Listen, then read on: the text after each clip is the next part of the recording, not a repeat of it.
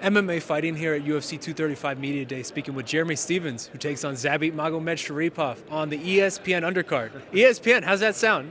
Doo-doo-doo, doo-doo-doo. Sounds good. Sounds like it's going to go to my highlight reel, man. Can't wait. So I guess, first of all, I have to ask, what is this that you're using right here? This is a Theracane. This is $20 on Amazon, and it's a muscle releaser. What I'm doing right here is separating my traps away from my head and just relaxing, keeping it cool, keep these arms nice and loose so I can be fast come Saturday night. Always working, even during media day. That's right, man. Never stop. Well, hey, you just had your first face-off of the week with Zabit. I'm just curious, what'd you see there? I see scaredness, weakness. I see he's open for a lot of stuff. His eyes were wandering, and he's trying to do some stuff today where I feel like I'm cool, calm, and collected, and Saturday night I get to go off like a bomb and put him into pieces, and he's going to be waking up asking what happened. Well, I feel like we even just saw you. You were in Phoenix maybe 2 weeks ago for your teammate Miles Jury, helping him. That is very deep into camp to be doing something like this. I know you've been around the game for a long time. Have you kind of figured out different ways to manage something like that, going on the road right before you're about to fight?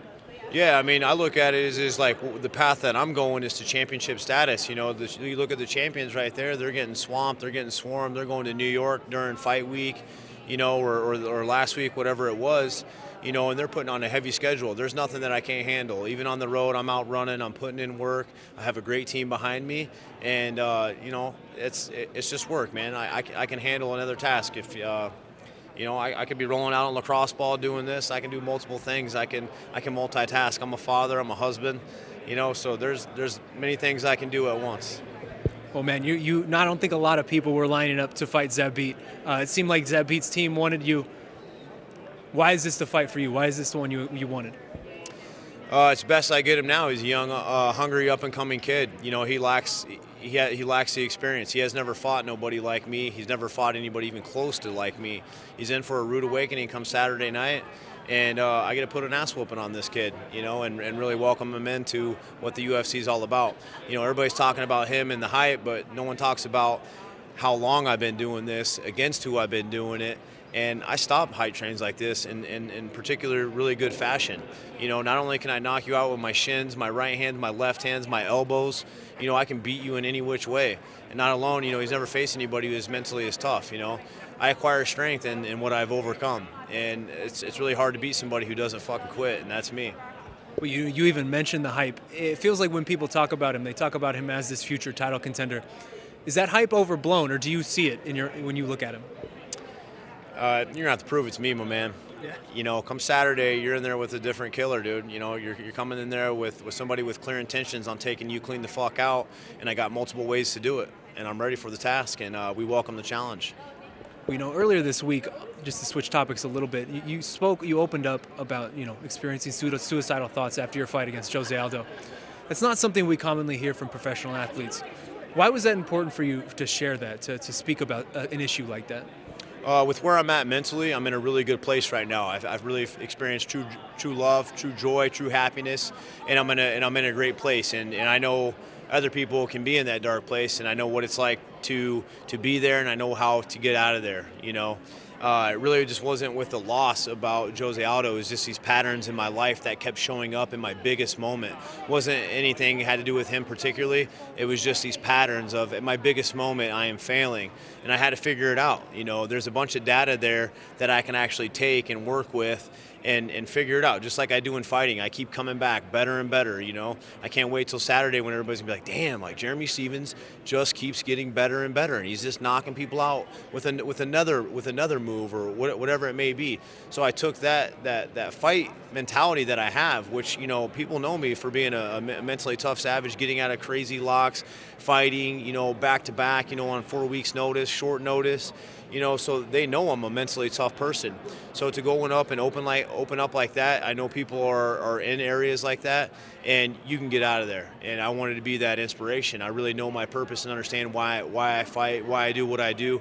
Did I expect the interview to go like that? No, I didn't. And I'm really glad that it went that way, because it really opened up a lot of doors for other people to see, hey, if he can make it out, and if he's at the level of where he's at, look at the changes that he's doing. And like I said, right now I'm in a really good mental place, and I'm super happy. I'm super excited for another opportunity to go and take advantage of against a young, hungry kid, and just shut everybody up about this kid and put all eyes on me.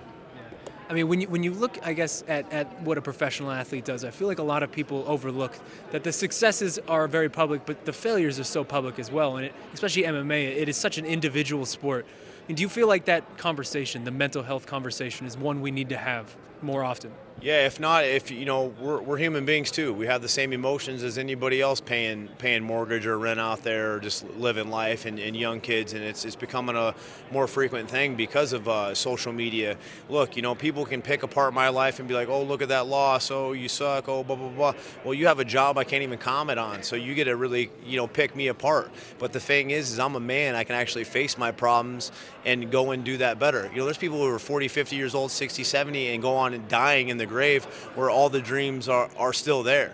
I'm living my dream. I'm doing what I can to make those changes, make that growth. And if you look at my past and the way I took and approached fighting, I'm not the same man I was when I fought Rafael Dos Anjos and when I knocked out, Hani Jason and all the many others. I'm a different man. I'm a different man from my last fight. I'm a different father, a husband, in the way that I approach life. I want to be those changes. I make those changes, and I grow. And I get a platform to go and share these types of experience because I'm a real person and a human being just like you as well. You got to share something with me, and that touches my heart. You know what I'm saying? So for me to connect with human beings, that's what I do. I love to fight. I love to put people 6 feet deep, but I'm also a very loving, compassionate person. I care about these things. I'm a compassionate person. It doesn't make me weak. It makes me stronger. I just choose and love to fight and put my focus into this game.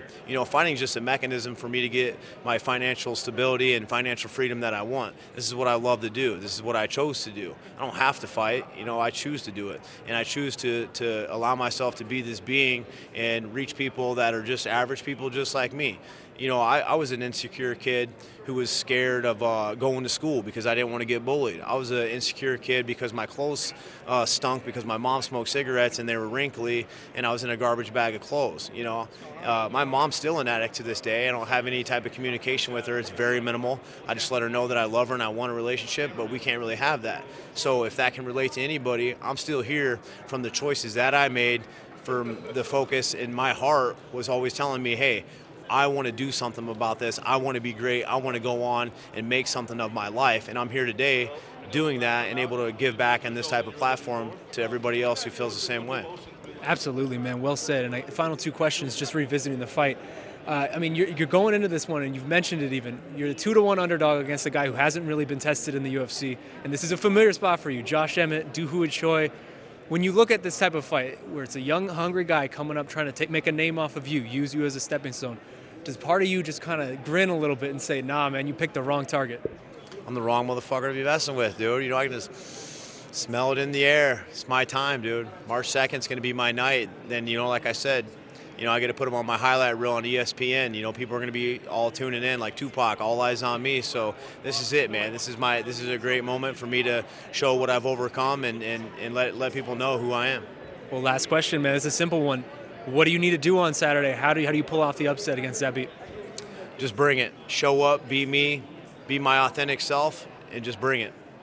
Perfect. Good luck. Thank you so much for the time, Jeremy. Appreciate it, man.